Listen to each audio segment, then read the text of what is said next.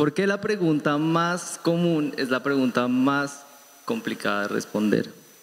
Esta pregunta es una pregunta muy compleja porque es una pregunta que tiene una infinidad de respuestas solamente para una sola persona.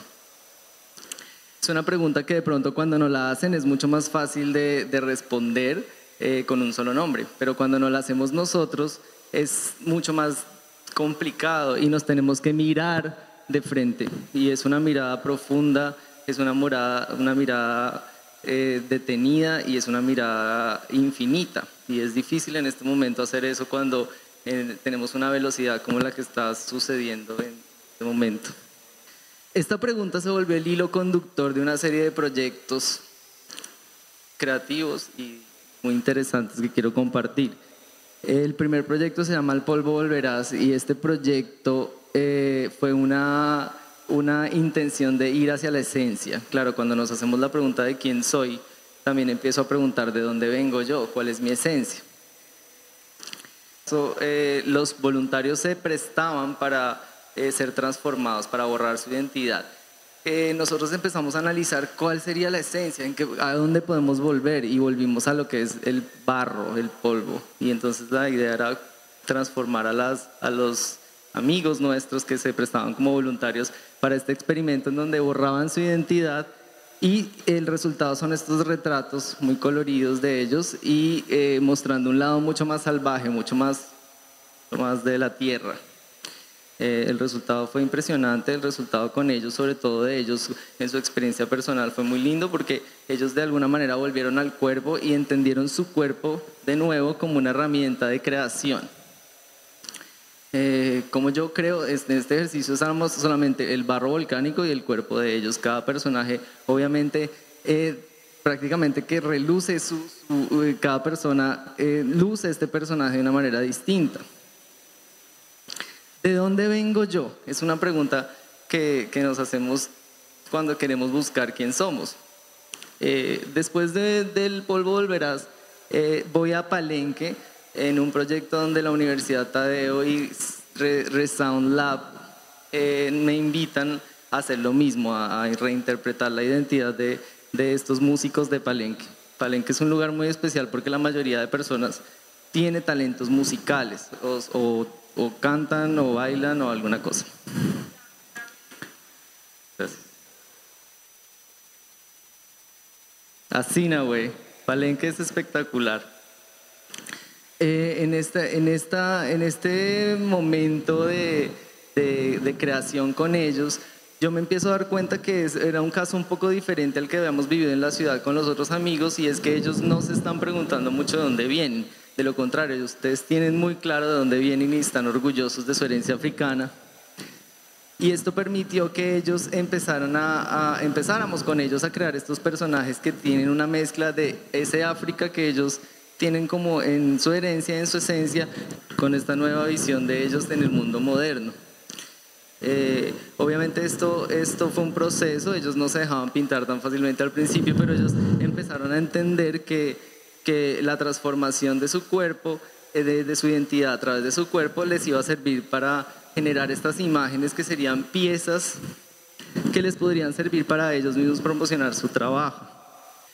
En este proceso ellos intentaban entender por qué queríamos transformar su imagen, y ellos empezaron a entender que estos procesos los llevaban a ellos a construir imágenes de ellos mismos, pues con sus talentos, con lo que ellos saben hacer, pero con estas interpretaciones de personajes nuevos que les iban a servir a ellos para comunicar su mensaje. Ellos viven en este pueblo, el primer pueblo libre de América, encerrados allá, y su contacto con el mundo, así como todos nosotros, empieza a ser internet. Ellos ya empiezan a tener teléfonos, empiezan a promocionar su trabajo, y empezamos a construir estas piezas audiovisuales que iban a viajar por la red. Este soy yo, profesor, en una de mis facetas. Y en el mundo de yo, profesor, tengo esta situación también con los estudiantes. Los estudiantes llegan a mi clase y la idea es hacer sus perfiles profesionales y diseñar sus perfiles profesionales para las redes sociales. Ellos se encuentran con una realidad que probablemente muchos de ustedes están pasando ahora también. El perfil profesional ya no es algo estático que yo voy y entrego y que yo voy y busco a dónde entregar. Esto se ha transformado muchísimo. El mundo de ahora nos exige tener varios canales abiertos las 24 horas del día, en donde nosotros estamos prácticamente poniendo esta información para que la gente venga y escoja. Esto a ellos les genera una serie de cuestionamientos, sobre todo el sentirse, porque ellos igual, los estudiantes ya manejan las redes sociales y de hecho ya tienen varios perfiles, pero ellos no tienen una conciencia, y es que la era en la que vivimos es una era hipervisual.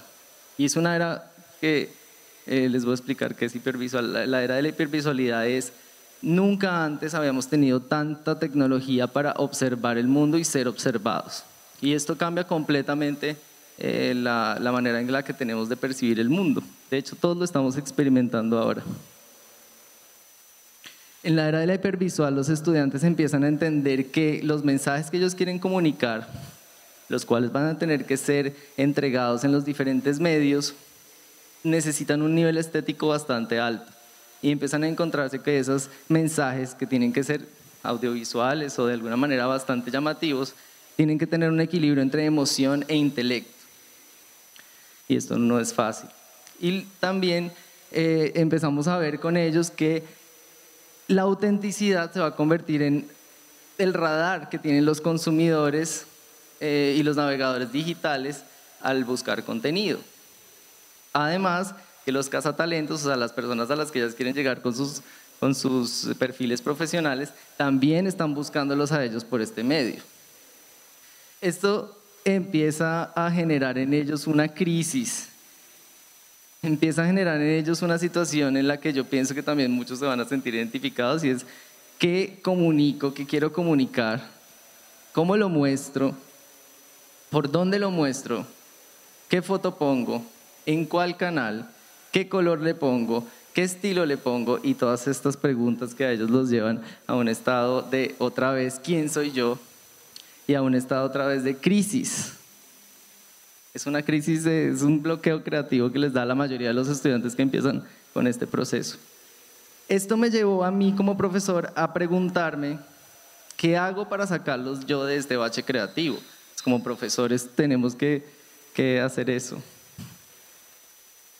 Y claro, con la experiencia que llevaba yo tratando de transformar a todas estas personas con lo del polvo volverás, empiezo a tratar de entender qué era lo que les estaba pasando a ellos, y yo siento que ellos estaban muy apegados a lo que son.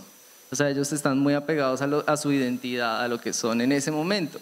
Entonces la idea era tratar de llevarlos a un lugar más lúdico en donde ellos pudieran jugar con su identidad. Y estos son algunos de los resultados que les voy a mostrar. Este soy yo, piña en el carnaval del 2015, ayudando también como ejemplo a ellos para que ellos pues vean que yo como profesor también me atrevo a esos cambios. Y este es uno de los trabajos de mis estudiantes. Este trabajo es de Pierre Jiménez, y este trabajo me gusta mucho porque él empieza esa exploración con un personaje y ya vamos en 4 personajes y él va a seguir. Y él explora no solamente la estética, sino también explora las posturas, porque cuando queremos comunicar en redes sociales ahora, es chévere preguntarnos qué queremos comunicar, cuál es la postura que tienes ante el mundo.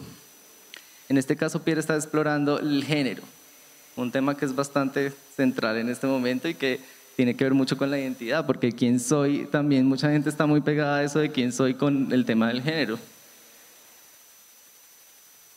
Estos son otros 2 personajes de Pierre.